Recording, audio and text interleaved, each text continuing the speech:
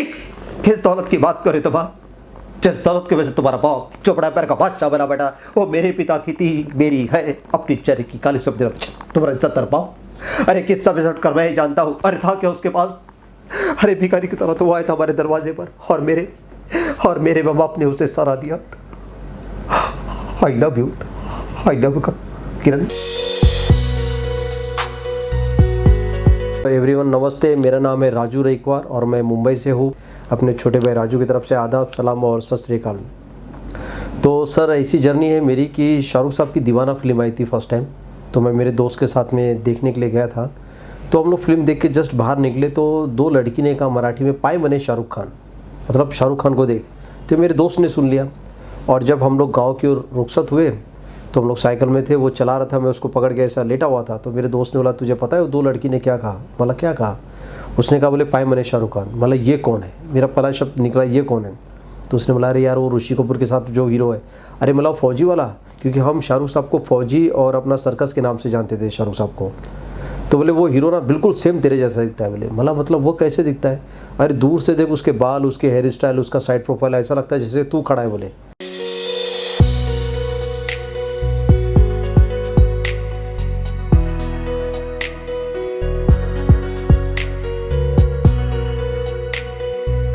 अच्छा होगा शायद, ऐसा मुझे लगा कि बोलता होगा करके।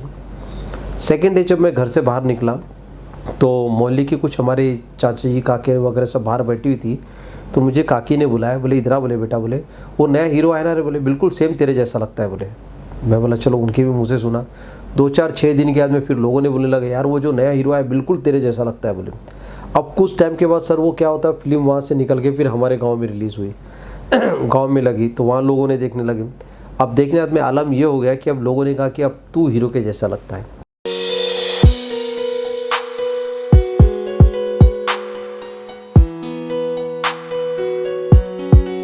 तो थोड़ा सा कॉन्सेप्ट चेंज हो गया बिकॉज क्योंकि शाहरुख साहब की फिल्में अच्छी चलने लगी दीवाना। तो ये जो खिताब है मुझे वहाँ से मिला कि भाई मैं शाहरुख साहब जैसा लगता हूँ। मुझे नहीं पता था, ये मुझे लोगों ने बताया कि मैं शाहरुख साहब जैसा लगता हूँ करके। तो मेरे दोस्त ने मुझसे कहा यार तुझे डांस सीखना चाहिए। तो फिर मैंने डांस सीखा। डांस सीखने बाद में लोगों ने कहा यार तुझे एक्टिंग सीखना चाहिए। तो फिर मैंने एक्टिंग सीखा। अब एक्टिंग सीखने के लिए भी ऐसा था सर, उस ज़माने में वीसीआर चलता था, आपको पता है। तो बड़ी टीवी होती थी, फिर वीसीआर रेंट पे लाना पड़ता था, फिर वो फिल्में देखना पड़ता था। तो पिक्चर शाहरुख साहब की दीवाना देखने के लिए रिवर्स फॉरवर्ड डायलॉग्स लिखने के लिए कभी कभी रील अटक जाए, कैमरा ख़राब ना, मतलब वो वीसीआर ख़राब हो जाए, टीवी ख़राब हो जाए, इस वजह से काफ़ी परेशानी होती थी। और इसके बाद क्या, मम्मी डैडी की मार बहुत खानी पड़ती थी कि रेंट पे वीसीआर लाए, देखो इसने कैसेट ख़राब कर दी। सेकेंड डे फिर पता चला कि टीवी ख़राब हो गई, फिर वीसीआर ख़राब हो गया। ऐसी काफ़ी तकलीफ़ें निकलने के बाद में मेरा एक डायलॉग्स कंप्लीट हुआ शाहरुख साहब का, जो आपके दीवाना फिल्म से है। Ladies and gentleman, your attention please, Ramakant Sai को कौन नहीं जाता। अरे बहुत बड़े देश के किंग मेकर चट लाखों रुपये इलेक्शन में देते थे और सुस्त में वसूल भी कर लेते। आज ये बहुत बड़ा कारनामा करके आए। इस टाइप का वो डायलॉग था सर जो मैंने लिखा था, जिसके लिए मुझे काफ़ी मार पड़ी थी। तो वहाँ से मैंने शुरुआत की। देन फिर अब मुझे एक्टिंग करना है तो मैं कैसे एक्टिंग करूँ, तो इसके लिए मैंने आईना लगाया घर पे। मेरा जो पर्सनल रूम था जहाँ शाहरुख साहब के सारे पोस्टर्स वगैरह लगे थे, आईना लगा हुआ था। अब नेचुरल सी बात है, आईना लगाया, पोस्टर लगे तो दर्शक भी चाहिए देखने के लिए। तो जो मोहल्ले के छोटे बच्चे होते थे मैं उनको पकड़ के लाता था कि देख मैं भी एक शाहरुख खान की एक्टिंग कर रहा हूँ, कैसा कर रहा हूँ तू दिखाना। तो उसके लिए सर क्या होता था, मेरी मम्मी कच्चा चूड़ा बनाती थी। वो कच्चा चूड़ा मैं थाल में उनको देने का, सब लोग खाने का, और बैठ के अब मैं एक्टिंग करके उनको दिखाने का। तो उसमें से एक आठोले था, बचपन का छोटा था लेकिन बहुत शरारती था। ए राजू, वो वाली एक्टिंग तू सही नहीं किया शाहरुख खान की, डर वाली फिर से करके दिखा। अब मैं उसको एक्टिंग करके थी, मज़ा नहीं आया यार, फिर से करा। वो इधर चूड़ा खाए, मैं डायलॉग बोले, वो देखी नहीं मेरी तरफ। तो मैं उसको लगे आठोले इधर तो देख रहा भाई। बोले मज़ा नहीं आ रहा। बोले जो उसने पिक्चर में किया ना वैसा तू नहीं कर रहा है। बोले मतलब कि बच्चे लोगों को इतने जहन में शाहरुख साहब छप चुके थे कि मैं जो एक्टिंग कर रहा उनको पसंद नहीं आ रही थी। तो मेरा जो पहला डायलॉग था शाहरुख साहब के प्रति ये वाला था, आई लव यू किरण, तुम किसी और की नहीं हो सकती, कभी नहीं हो सकती ना।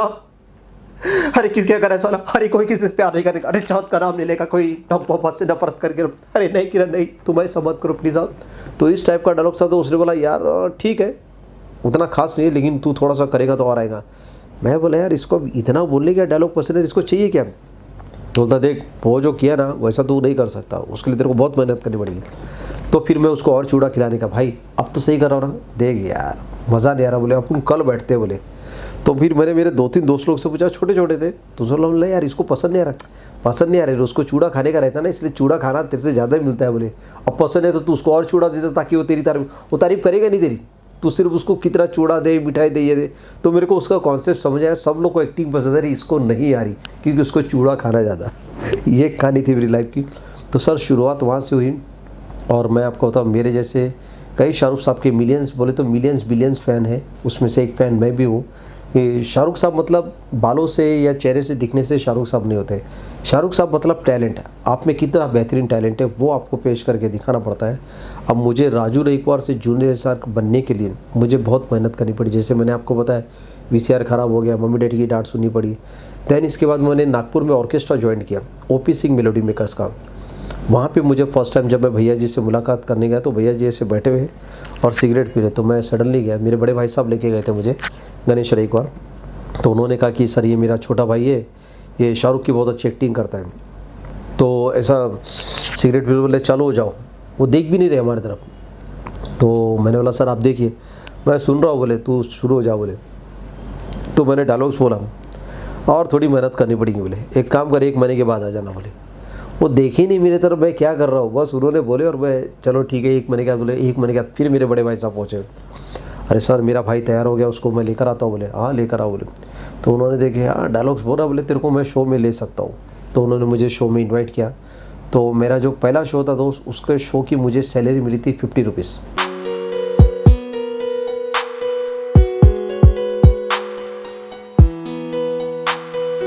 और उस वक्त मेरे नाम से नाइट होती थी राजू रईकवार जूनियर एसआर के नाइट होती थी, जहाँ पे मुझे नाइट का टिकट का रेट होता था 50 रुपये 75 रुपये, और मेरा पेमेंट भी 50 रुपीज़ होता था उसमें। तो बैक स्टेज पे मैं क्या करता था, भैया के कपड़े प्रेस करता था, उनके लिए आईना लेके खड़े रहता था, वो मेकअप करते थे, उन्हें कपड़े पहनाता था, आर्टिस्टों को चाय पिलाता था। उसके बाद देन फिर मैं शाहरुख खान बन के स्टेज पे जाता था मैं। तो ये मेरी जर्नी थी। और बस पे जब सब लोग चढ़ जाते थे तो सामान मुझे लोड करना पड़ता था। अब लोग सीट पे बैठे तो सीट के नीचे चादर बिछा के मैं सोता था। ये नहीं कि मैं आर्टिस्ट हूँ करके, वो नहीं, मुझे भैया ने पहले से सिखाया कि जब तू मुंबई शहर जाएगा तो शायद तुझे इससे भी कई तकलीफ़ों का सामना करना पड़ेगा, तो ये तेरी ट्रेनिंग है, तू ये कर ले यहाँ से, तो तुझे वहाँ तकलीफ नहीं होगी। और ये वाकई में दोस्तों मेरे लिए बहुत बड़ी बात है कि मुझे भैया ने जो सिखाया वो जर्नी मैं आज तक संभाल के रखा हूँ। क्योंकि हम सोचते हैं कि गांव से आते तो शायद हम मुंबई शहर जाएंगे तो हमें बहुत काम मिलेगा, इतना इजी नहीं है कि हम सोचते कि जाते से हमें काम मिल जाएगा। यहाँ बहुत पापड़ बेलने पड़ते हैं, बहुत स्ट्रगल करना पड़ता है। हमारे टाइम पे तो आप यकीन नहीं मानेंगे, मोबाइल लैपटॉप कुछ चीज़ थी नहीं। उस ज़माने में 90 फ़ोटो स्टूडियो था, जू में 90 स्टूडियो है, वो हम लोग जाके फ़ोटो शूट करते थे और फ़ोटो का 50 रुपीज़ प्राइस होता था। फिर वो एल्बम बना के जिसमें हम शो की फ़ोटो वगैरह ले जाके डायरेक्टर लोग के ऑफिस में जाते थे, सर वहाँ आर्टिस्ट से कुछ काम होगा तो देखिए, वो फ़ोटो देखते थे, वो फ़ोटो रख लेते थे। फ़ोटो के नीचे अपना नाम, डेट ऑफ बर्थ वगैरह सब डाल के हमें देना पड़ता था, और केयर ऑफ नंबर देना पड़ता था ताकि आपको ज़रूरत है तो इस नंबर पे फ़ोन करो। और 4 बार जाके जिनका नंबर दे तो उन्हें दिन में 4 बार पूछते, भाई मेरे लिए कोई फ़ोन आए शूटिंग से। अरे आएगा तो सामने से बता देंगे, कितने बार आते तुम लोग पूछने के लिए। तो उस स्टेप से चलते चलते फिर अभी घर चलाना है, रोज़ी रोटी चलना है, क्या करे आदमी। तो मुंबई शहर में हमने शो पकड़ा। अब शो में तो इतना इजी नहीं था कि लोग आपको जानते नहीं तो फिर कैसे करेंगे। एक इंपू रानी की डायरेक्टरी आई थी जो 175 रुपये की मिलती थी, वो मैंने खरीदी। देन फिर मैं लोगों को यहाँ से जितने ऑर्गेनाइजर सबको फ़ोन करता था कि भाई मैं राजू रईकवार हूँ और मैं नागपुर शहर से आया हूँ, तो मेरे लायक कुछ शो होगा तो बताइए। तो वो फ़ोन पे डायलॉग सुनते थे, डायलॉग सुनाओ पहले, तुम्हारी आवाज़ कैसी। तो फिर मैंने आवाज़ सुनाता था। सुनाने के बाद एक बंदे ने मुझे बुला लिया अपना कल्याण, उस वक्त रहता था मैं वी चर्च गेट पे। अब कल्याण कहाँ है मुझे नहीं पता, लेकिन मुझे पहुँचना है, उन्होंने एड्रेस दे दिया। अब उन्होंने टाइम दिया मुझे शाम में 4 बजे, मैं सुबह 9 बजे निकल जाऊँ, क्योंकि कल्याण जाना है, किधर है वो पता नहीं।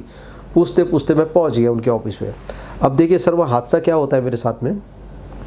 अब उनका जो ऑफिस है रोड को लग के ही है। तो सडनली मैं वहाँ पहुँचा तो बोला सर मैं राजू, अरे हाँ फ़ोन पे बात किया था ना, हाँ ठीक है चालू करो एक्टिंग। मैं बोला सर ऑफिस में, अरे ऑफिस में जगह ही नहीं है, कहाँ आएगा, रोड पे ही चालू कर दो बोले एक्टिंग। मुझे शर्म आ रही, मैं बोला यार इसका ऑफिस घुसते से ही ख़त्म हो जा रहा है, एक ही टेबल में बैठा, अंदर घुसने को जगह नहीं। तो बोला ये कैसे, यही चालू कर दो बोले एक्टिंग। तो सर मैंने वहाँ एक्टिंग चालू की तो जो लोग रोड पे जा रहे थे वो खड़े हो गए देखने के लिए कि ये क्या चल रहा है करके। तो फिर उन्होंने बोला यार तू अच्छा करता है एक्टिंग, बोला साहब चाय तो पिला दो। तो उन्होंने फिर मुझे चाय पिलाया, फिर बोला नाश्ता भी करा दीजिए, बोला इतने दूर से आया बोला आपके पास, बोला हाँ। बोले कल एक शो है आ जाना, बोले। तो मैंने बोला साहब कल शो है आ जाना, तो मैं बहुत मुश्किल से यहाँ तक पहुँचा, बोला मैं यहीं सो जाता हूँ, बोला कल शो करके यहाँ से निकल जाऊँगा, बोला मैं। तो फिर वो बोलने लगे यार कैसे सो पाएगा दूसरी जगह में। मैं सो लूँगा, बोला सर भी कल कितने बजे शो है, सुबह मॉर्निंग का शो है, बोले। तो बोला सो जाता हूँ ना सर, 5, 6, 7 तो बज ही गए, बोला। तो उन्होंने खाना खिलाया, मैं उनके ऑफिस में सो गया। सेकेंड डे शो किया तो उन्होंने मुझे उस वक्त दिया था कुछ 150 रुपये, तो 150 रुपये मैंने ली। तो वहाँ से मुझे लगा कि यार अब मुझे मुंबई शहर में काम मिलने लग गया है। तो उस वक्त सर आप यकीन नहीं मानेंगे, वड़ा पाव उस वक्त उस ज़माने में 12 आने का वड़ा पाव आता था, बाद में फिर वो 1 रुपये 4 आने का हुआ। ऐसा करते करते आज वड़ा पाव 12 रुपये 18 रुपये का वड़ा पाव है। मैं उस ज़माने की बात कर रहा हूँ, 95 की आपको बता रहा हूँ मैं। 100 रुपये के वड़ा पाव से मैंने शुरुआत की।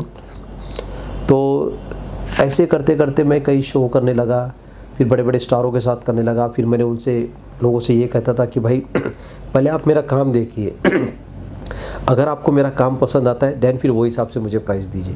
150 रुपये से मेरा प्राइस कब 300 रुपये हुआ, 300 से 400, 400 से 500, 500 से 1000। ऐसा करते करते करते मेरा टाइम एकदम निकलने लगा। मैं 95 में मुंबई शहर आया और कुछ 2003 में मेरा खुद का यहाँ पे मकान हो गया आज मुंबई शहर में।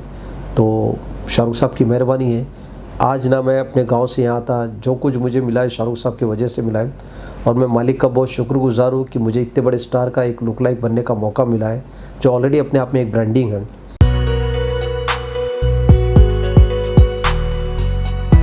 लोग होते हैं कि ब्रांड बनाने के लिए लाखों करोड़ों रुपए खर्चा करते हैं, मैं ऑलरेडी एक ब्रांड को लेके घूम रहा हूँ, तो मेरे लिए बहुत इजी होता है। फॉर एग्जांपल मैं एक छोटा सा एग्जांपल दे दूँ आपको कि लोग बोलते हैं यार आप डुप्लीकेट हो। डुप्लीकेट एक बहुत सिंपल वर्ड होता है लोगों के लिए बोलने के लिए। मैं आपको बता दूँ, इनको आप लुक लाइक बोल सकते हो, जूनियर बोल सकते हो या हम शक्ल बोल सकते हो, लेकिन पब्लिक के लिए बहुत ईजी वर्ड होता है डुप्लीकेट। तो डुप्लीकेट ही सही। शाहरुख साहब की फिल्म भी आई थी डुप्लीकेट, तो डुप्लीकेट भी अच्छी बात है। डुप्लीकेट बोले तो कट्टू का डुप्लीकेट नहीं हो तो जेरोक्स कॉपी नहीं हो सकता है, ओरिजिनल होता है। तो उस नाम से भी कुछ लोग बुलाते हैं, कोई जूनियर के नाम से बुलाता है। जो नाम से जो पब्लिक हमें एक्सेप्ट करती है वो हमें करना पड़ता है। और फिर जो नाम और काम चलता है, हमारा शो शाहरुख साहब के हिसाब से चलता है। मैंने कई अब्रॉड शो किए, लंदन किया है, फॉरेन किया हूँ, जो भी किया वो सब शाहरुख भाई की वजह से किया। और कभी कभी तो इत्तेफाक ऐसा हो गया, मैं आपको बता दूँ एक हादसा, कि मैं साउथ अफ्रीका में शो कर रहा हूँ 96 या 97 में, सेम ऑडिटोरियम में शाहरुख साहब का शो है 2 महीने के बाद में। तो ये मेरी खुशनसीबी थी कि मैं पहला शो कर चुका वहाँ पे, बाद में शाहरुख साहब का, क्यों पोस्टर्स लगे हुए रहते तो पता चल जाता अपकमिंग शो कब है करके। ऐसी बहुत सी कंट्री जहाँ शाहरुख साहब शो नहीं किए तो वहाँ पहले जाके मैं कर लिया शो। तो ये मेरी खुशनसीबी कि मुझे मौका मिल जाता है कि ऐसा काम करने के लिए। और मुझे पहला और अच्छा ब्रेक मिला है सोनी चैनल की तरफ से। मैं सोनी चैनल का तहे दिल से शुक्रिया अदा करना चाहूँगा कि जिन्होंने हमें पहला ब्रेक दिया, और वो रियलिटी शो का नाम है बूगी वूगी, जिसके कार्य मतलब करता धरता है जावेद जाफरी साहब है, नावेद जाफरी साहब है, रवि बैल साहब है। इन्होंने पूरे लुक लाइक लोगों की एक टीम बनाई और उसमें उन लोगों को इंट्रोड्यूस किया। इंडिया का फर्स्ट रियलिटी शो जो इसको आप बोल सकते हैं डांस शो, वो है बूगी वूगी शो, जिसके माध्यम से हम सारे लुक लाइक्स को तकरीबन कुछ 15-17 18 एपिसोड में हमें उन्होंने यूज़ किया है और उनकी टीआरपी अच्छी रही है। तो जब भी सोनी चैनल का शो चालू होता है बूगी वूगी, तो हम लुक लाइक्स लोगों के एक्सपेक्टेशन इतने बढ़ जाते हैं कि यार ये हमारा अपना चैनल है, घर का चैनल है, जहाँ हमें कभी भी बुलाया जा सकता है। तो ये सारी चीज़ है। तो शो से टीवी की जर्नी आपने बताया, टीवी से फिर फिल्मों की तरफ आपको कभी फर्स्ट ब्रेक कैसे मिला, क्या इंसिडेंस हुआ था, उसके बारे में बताइए। देखिए सर, अभी मैं आपको बता दूं, मैं दिलीप गुलाटी साहब है हमारे जो फिल्में बनाते हैं, तो उन्होंने मुझे पहला ब्रेक दिया था खूनी नंबर 1 में, जिसमें राजू श्रीवास्तव भाई भी थे और अपना रमेश गोयल साहब थे, मेरे साथ में सलमान के लुक लाइक भी थे। तो उस पर हम लोग को करण अर्जुन का कैरेक्टर दिया गया था, वो एक थी। दैन उसके बाद में फिर मैंने 2-3 फिल्में की नाम नहीं पता, वो छोटी मोटी फिल्में थी। मुझे अगर अच्छा ब्रेक अगर मिला तो वो मिला है सुपर नानी में, इंद्र कुमार जी के साथ में काम करने का मौका मिला। और वो मीन्स मैं आपको उसकी एक जर्नी बताता हूँ छोटू सी, कि मेरे से पहले कुछ शाहरुख खान गए होंगे वहाँ पे, तो उनको समझ में नहीं आए। तो मुझे पता चला कि यार यहाँ पे शाहरुख साहब की रिक्वायरमेंट है और वो चाहिए करके, और 2-3 दिन का शूट है। तो मैं ऑफिस पे पहुँचा, जो प्यून था उनसे मुलाकात हुई थी। मैंने बोला साहब को बोलिए मैं आया, तो बोले आज साहब बिजी, कल आ जाओ। तो मैं सर 12 बजे पहुँचा, 2 बज गए। तो उन्होंने बोले यार अभी साहब बिजी, आप कल आइए। 6 बज गए, यार आप गए नहीं? बोले मला नहीं यार, साहब से मिल के जाऊँगा, बोला मैं। अब वो 9 बज गए रात के, तो बोले यार कमाल है यार, आप जा ही नहीं रहे। बोले मला नहीं, मैं बोला ना साहब से मिले बगैर में जाऊँगा। तो अंदर उन्होंने मैसेज दिया कि यार एक शाहरुख खान के लुक लाइक है, वो मिले बगैर जाएगी नहीं बोलते, सुबह 12 बजे से आके बैठे, बोले भेज दो बोले उसको। तो इंद्र कुमार जी का मैंने मायापुरी में कभी इंटरव्यू पढ़ा था सर का, तो मुझे थोड़ी बहुत उनकी शक्ल याद थी। अब मुझे मालूम है मुझे क्या करना चाहिए करके। जैसे दरवाज़ा खोले मैंने डायलॉग चालू कर दिया, बोला राम जाने का डर का, बाजीगर का, दीवाना का, फटाफट बोल रहा। सर बोले रुक रुक भाई, कौन है तू, नाम नहीं बताया, कुछ नहीं बताया, डायरेक्ट चालू हो गया। बोला साहब क्या करूँ, काम मांगने का तरीका अलग है। बोला अब मैं आऊँगा आपको बोलूँगा मेरा नाम राजू, मैंने ये क्या, वो क्यों बोलूँ सर, मैं क्या चाहिए, मेरे पास जो दुकान है मैंने खोल दी। एक काम कर, वो डायलॉग फिर से बोल जो तू अभी जो बोला गुस्से वाला। बोले वो सर वो था राम जाने का डायलॉग। ए साला काय को झूठ बोलता रहे, काय को साला अपुर को बचाने का कुछ, अपन साला सीना तान कर बोलता रहे, अपुर मारा साला बाबू को, अपुर मारा साला बुन्नू को। इस टाइप का डायलॉग था, उन्हें बहुत पसंद आया। एक काम कर, तेरा रोल पक्का है। तो मैं सर कब आओ शूटिंग के लिए। अरे यार पहले सुन तो ले, तेरा रोल पक्का हुआ, कब आओ शूटिंग पे, क्या बोल रहा है तू, परसों शूट है आ जा। बोला ठीक है। बोला सर एक छोटी सी रिक्वेस्ट है। बोले क्या। बोला सर डायलॉग्स आपको पहले देने पड़ेंगे। बोले क्यों। बोला डायलॉग्स याद करने में टाइम लगता है। बोला सर मेरे को, और फिर मैं क्या याद करूँगा ना, बहुत अच्छे से बोल पाऊँगा सर मैं। अच्छा ठीक है, इसको डायलॉग्स दे दो। बोले तो सर ने कहा पेमेंट क्या लेंगे। बोला सर कुछ नहीं सर, नारियल शॉल दे देना। बोला 100 रुपये दे देना, वही बहुत है बोला मेरे लिए, और मुझे मौका मिल रहा है आपके साथ काम करने का। तो बोले यार फिर भी तू बता दे क्या लेगा। बोला सर पैसे नहीं चाहिए, सिर्फ काम चाहिए। बोला चल ठीक है। वो मेरे एक्सपेक्टेशन से ज़्यादा पैसे दिए उन्होंने। और सर डायलॉग्स याद हो गए, सब हो गया। अब शूटिंग का दिन आ गया सर। अब क्या है, सरमन जोशी साहब बैठे हुए और वो हमारी हीरोइन बैठी हुई, और वो मराठी एक्टर है, बहुत अच्छा नाम है सर का, वो बैठे और मैं बैठा हूँ, और रेखा मैडम बैठे हुए। जी हाँ रेखा मैडम बैठी हुई। तो सर अब इसमें क्या है सर, मुझे वहाँ पे डायलॉग्स बोलना है सर। अब सर डायलॉग्स बोलना है तो कैसा है, ये सब लोग की लाइन चल रही है और मेरी लाइन नहीं। तो एक मिनट बोले, एक मिनट आपका ये डायलॉग्स नहीं, ये डायलॉग्स है। बोला नहीं मेरे पास में लिखा यही डायलॉग्स है। तो फिर डायरेक्टर राइटर को बुलाए, बोले ये क्या है डायलॉग। बोले अरे नहीं ये डायलॉग्स तो चेंज हो गए बोले पूरे इनके। मैं बोला अरे यार डायलॉग्स चेंज हो गए, मैं तो 2 दिन से यही डायलॉग याद कर रहा था। तो डायरेक्टर साहब बोले क्या हो गया। बोले क्या हो गया Raju.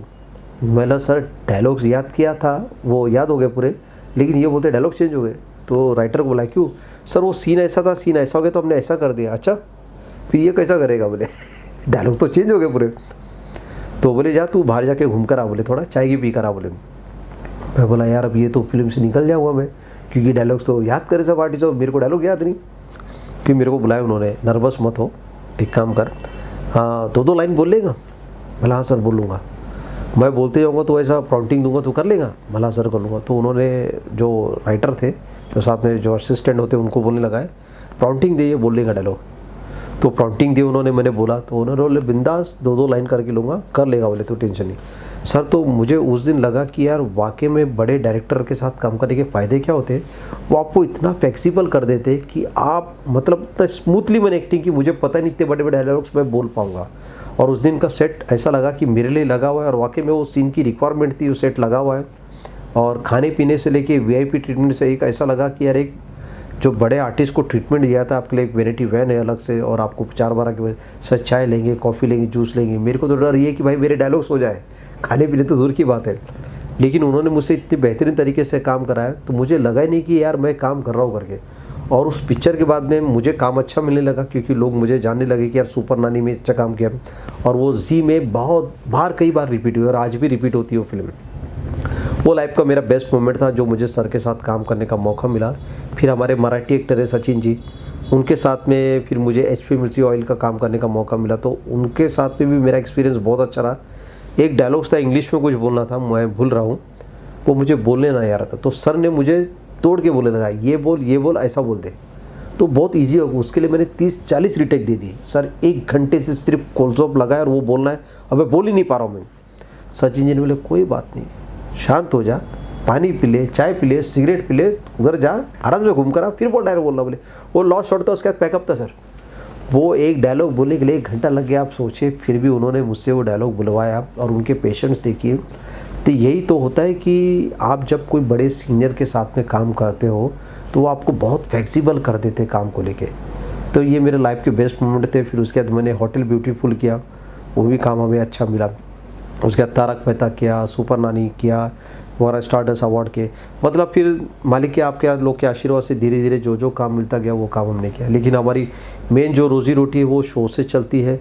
Corporate show, birthday show, party show, wedding show, ये ज़्यादा होते तो हमारे काम भी वैसे चलते हैं। फिलहाल एट प्रेजेंट अभी कोरोना काल में काम ना होने की वजह से काम कम है अभी मेरे पास में।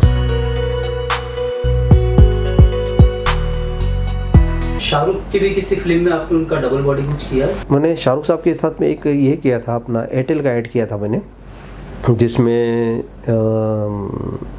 एक बॉल का कुछ सीन था ऐसा करने का। तो वो साथ में मैंने 2009 में किया था शायद, बॉडी डबल किया था शाहरुख साहब के साथ में, एयरटेल का ऐड किया था देन। फिर उसके बाद इसलिए नहीं कर पाया बिकॉज में, क्योंकि मैंने देखा यार कि इसे बॉडी डबल में क्या होता है, आप नहीं दिखा देते हो, वो बैक स्टेज होते हो, आपको लाइटिंग के लिए यूज़ किया जाता है। फिर हम में इतना टैलेंट है तो फिर हम क्यों नहीं ये सारी चीज़ करें। तो फिर मैंने वो हिसाब से मुनासिब नहीं समझा के काम करने के लिए।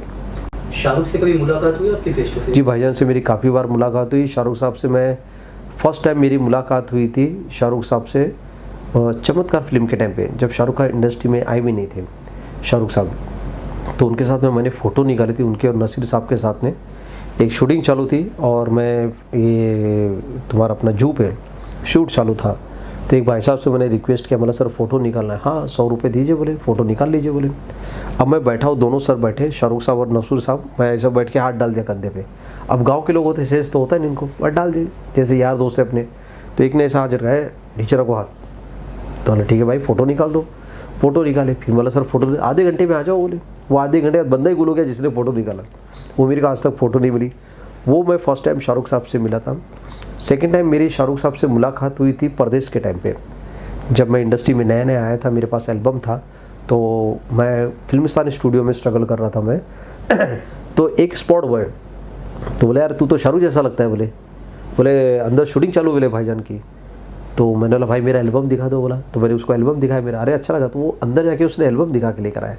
फिर वो टाइम पे मेरी शाहरुख साहब से मुलाकात हुई थी। बहुत ही खूबसूरत थे, रेड शर्ट पहने थे, ब्लैक जीन्स पहने हुए थे, स्मोक करते हुए गए, चश्मा लगा हुआ था भाईजान को।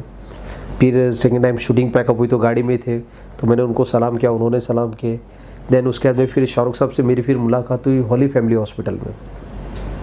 तो वहाँ फिर मैं शाहरुख साहब से मैंने कहा कि सर मैं आपका लुक लाइक हूँ, आपकी कॉपी करता हूँ।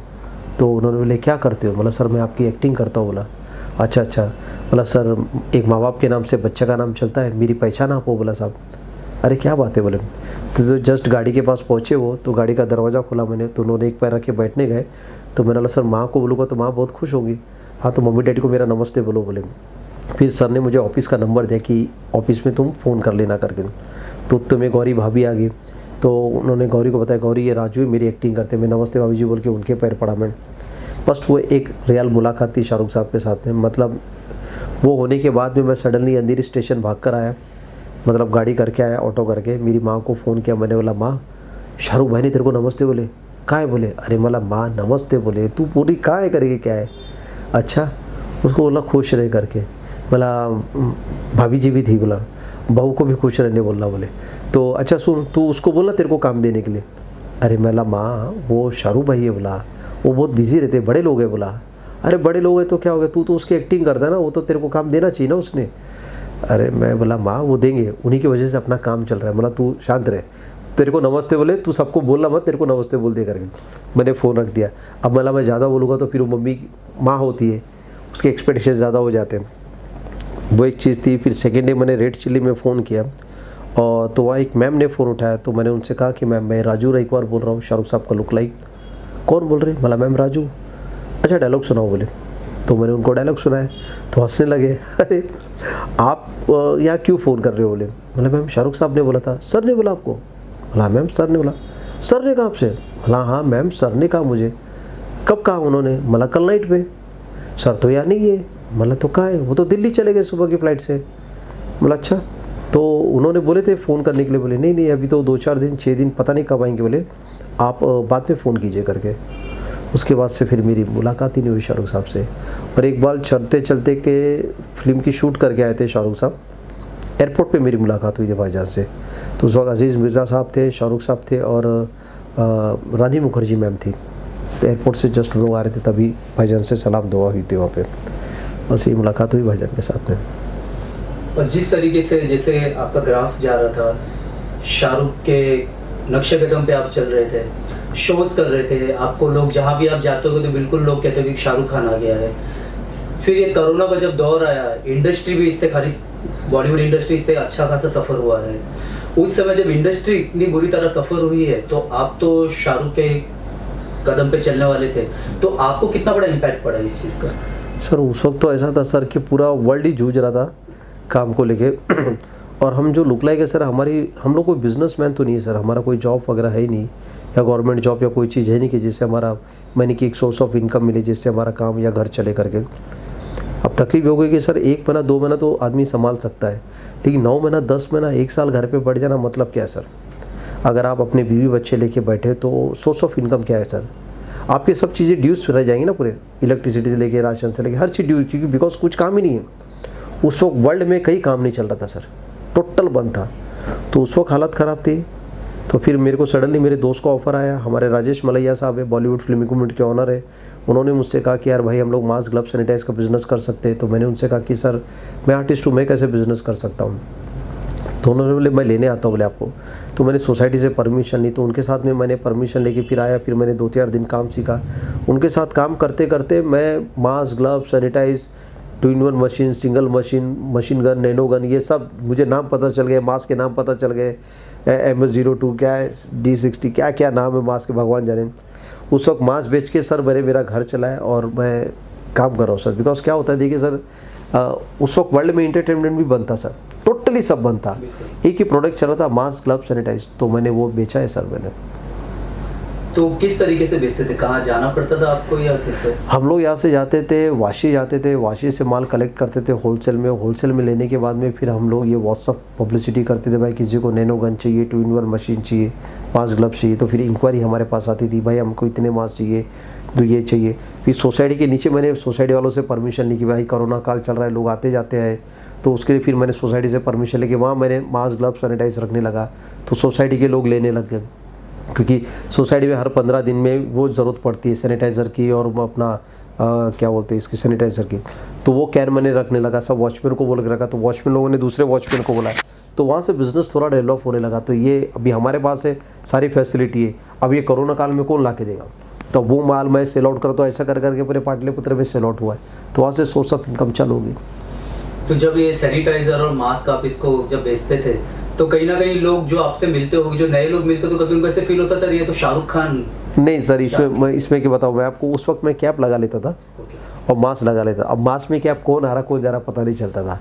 वो क्या मैं, और एक दिन क्या हो गया कि मैं कैप नहीं लगाया था, मैंने मास्क लगाया। बोले यार मैंने तुम्हें कहीं देखा है? बोले मला यार मैंने भी तुम्हें कहीं देखा है। तो इत्तेफाक ये हो गया, एक ने बोला यार तुम ये काम कब से कर रहे? मैंने भाई सोनार ने धंधा चेंज कर दिया, सोनार मास्क बेच रहा है तो मैं क्यों नहीं बेच सकता हूँ? तो सर क्या होता है, आपको घर चलाना होता है तो सर करना पड़ता है, क्योंकि फैमिली से बढ़कर दुनिया में कुछ नहीं सर। जब वो बोलते ना किससे मांगने से अच्छा है तो आप काम करो, और काम कोई बुरा नहीं होता। शाहरुख साहब का बहुत फेमस डायलॉग है, कोई धंधा बुरा नहीं होता, धंधे से बड़ा कोई धर्म नहीं होता। तो मैंने बोला यार यही ट्रैक है, अभी तो आर्टिस्ट की दुकान बंद है तो एटलीस्ट काम कर लिया जाए। तो काम करके सर एक एक्सपीरियंस सीखने मिलता है। लेकिन एक चीज़ ये पता चलती कि जो आदमी काम करता है 30 दिन, उसको जो सैलरी मिलती है, मिलने के बाद वो घर कैसे मैनेज करके चलाता है। फिर हम तो कलाकार यार, एक शो करके हज़ारों रुपये कमा लेते हैं, 40,000 50,000 जो हमें अमाउंट मिल जाता है वो कमा लेते हैं हम लोग, 10 मिनट में मिल जाता है बोला। फिर तो महीना भर वेट करना पड़ता है 20-30 हज़ार रुपये के लिए। तो ये लोग कैसे सर्वाइव करते होंगे? एक आर्टिस्ट में और एक तुम्हारा जॉब वाले बंदे में यही फ़र्क है, क्योंकि उसको पूरा 20,000 में महीना चलाना है, ये 20,000 में इसके 2 मिनट में ख़त्म हो जाते हैं पैसे। तो मैं बोलता हूँ ज़िंदगी में सब बनो, एक सोर्स ऑफ इनकम आपकी होनी चाहिए, चाहे आपका छोटा सा शॉप हो, कुछ भी हो, जिससे आपकी एक छोटी बहुत इनकम चले, जिससे आपका घर सेफ हो जाए। और ये बहुत ज़रूरी है। कोरोना काल में तो समझ में आया कि भाई खुद का एक अपना बिजनेस होना चाहिए। और आज के दौर में क्या है सर, अपने पास काम बिल्कुल नहीं है बोले तो बिल्कुल नहीं है। इसलिए नहीं है क्योंकि अभी तक के एंटरटेनमेंट को जो परमिशन मिली 200 लोगों की मिली। अब 200 लोगों में क्या शो होगा? हमारे जो शो होते हैं या ओपन शो होते हैं, बर्थडे शो होते हैं, पार्टी शो होते हैं, वेडिंग शो होते हैं, कॉर्पोरेट शो होते हैं। अब उसमें ऑडियंस ही नहीं रहेगी तो ऑर्गेनाइजर आपको क्यों बुलाएंगे? तो मैंने एक सिंपल तरीका सोचा, मतलब यार जब तक कोरोना काल है, तो ये तो हमारा 2020 निकला, 21 भी निकल रहा है। तो मैं, मेरा छोटा बेटा अमन नाम है उसका, तो मैंने उनसे कहा, मतलब बेटा गूगल में जितने भी अपने इंडिया के जो सिटीज़ है, मेन सिटी, तो यहाँ के ऑर्गेनाइज़रों के नंबर निकालो। तो वो बेचारा 2 घंटा सुबह 2 घंटा शाम में बैठ के सारे मेल आईडी कॉन्टेक्ट नंबर सब निकालता है, उनको मेल सेंड करता है। हमने एक प्रॉपर बना के रखा है हमारा प्रोफाइल की राजू रईकुआर जूनियर एसआर के कॉन्टैक्ट नंबर मेल आईडी डाला है। कुछ भी birthday party wedding corporate show हो तो आप हमें कांटेक्ट कर सकते हैं। देन वो होने के बाद फिर मैं मोबाइल में नंबर सेव करता हूँ, फिर मैं उनको पर्सनल डेटा भेजता हूँ मैं। फिर हर 6-7-8 दिन के बीच में मैं एक छोटा सा वीडियो देता है, एनी रिक्वायरमेंट प्लीज़ कॉल मी। क्योंकि सर अब काम नहीं तो नेचुरल सी बात है, अब आपको घर बैठे यही काम कर सकते हैं। और ये हमारे लिए बहुत बड़ी बात है कि हर सेक्टर के हमारे पास में नंबर है, आज नहीं कल उनके भी काम चलोगे तो हमें काम देंगे वो। तो अभी से फील्डिंग करने में कोई परेशानी नहीं उसमें। आपके चैनल के माध्यम से मैं कहना चाहूँगा, जहाँ तक भी मेरी आवाज़ पहुँचती है इस चैनल के माध्यम से पहुँचती है। मैं राजू रईकुआर जूनियर एसआर के मुंबई शहर से हूँ। मेरे लायक कोई भी show, birthday show, party show, wedding show, corporate show, संगीत शो, कुछ भी हो, ग्रुप के साथ चाहिए, सोलो चाहिए, तो आप उनके चैनल में जाके सब्सक्राइब करके कमेंट्स में अगर लिखो कि भाई हमें राजू रईकुआर चाहिए, तो आपको मैं इजी अवेलेबल मिल जाऊँगा। नहीं तो सोशल मीडिया में आप राजू रईकुआर जूनियर एसआर के मुझे सर्च करेंगे तो फेसबुक, ट्विटर, व्हाट्सअप, हर जगह पे मैं आपको अवेलेबल मिल सकता हूँ। तो मेरे लायक कुछ भी काम रहेगा तो आप मुझे बोल सकते हो। और इससे बेहतर तरीका नहीं है सर। मैंने सोचा कि यार काम मांगने के लिए अभी हम व्हाट्सअप कर रहे हैं, तो क्यों ना मैं मीडिया के ज़रिए चैनल, आप लोग के चैनल के माध्यम से, कि मैं हिंदुस्तान के हर कोने में पहुँच सकता हूँ, तो शायद मेरे पास काम आ सकता है। ये भी सिंपल तरीका है कि भाई हर जगह तो शादी हो ही रही है, अभी बर्थडे हो रहा है, वेडिंग हो रहा है, कुछ ना कुछ हो ही रहा है लोग, तो हो सकता है शायद इस माध्यम से शायद लोग हमें बुलाने लगे। बिल्कुल।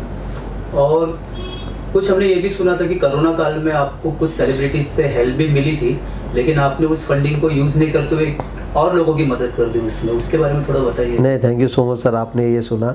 वो क्या हो गया था सर कि मैं और मेरी वाइफ ऐसे बैठे हुए थे सर, तो सडनली टीवी ऑन थी सर। तो उस वक्त क्या होता, वो सब मज़दूर लोग गांव जा रहे थे अपने पूरे, तो कोई भूखे की, वो जो न्यूज़ में देख देख के मेरी वाइफ थोड़ी सी फजल हो गई थी। तो उसने जस्ट खाना खाते खाते एकदम खाना छोड़ दी, रोने लगी। बोले यार ऐसे टाइम पे हमारे पास पैसा होना चाहिए।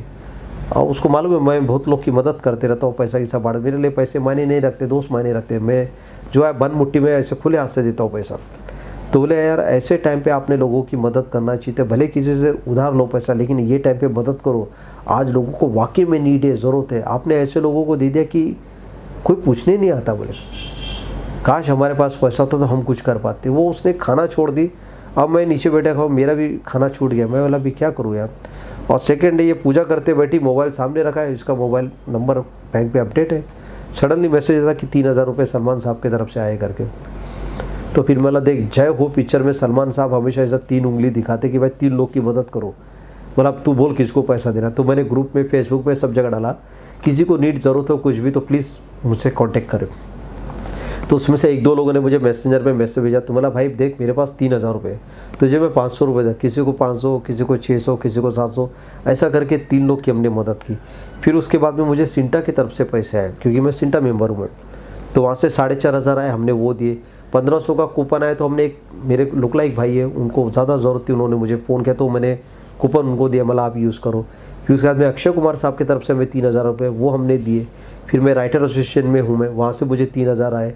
फिर मैं फेडरेशन में हूँ तुम्हारा अपना क्या कहते प्रोड्यूसर के, वहाँ से पैसे हमने वो दिए। तो मैं वाइफ को बोला आप खुश है? बोले हाँ, ऐसा तुम लोगों की सबकी मदद करो। बोले मैं बोला देख अभी हमारे को वीडियो बनाने के भी पैसे मिल रहे, बोला मालिक की दुआ से देख हम देने लगे तो हमारे काम आ रहा है। बोला ये पैसे भी किसी को देना है? बोले नहीं, अभी हमारा घर कैसे चलेगा, अभी हमको भी चाहिए। तो क्या होता है सर, आप जब देते रहोगे ना तो आपको कहना कैसे आते रहता है सर।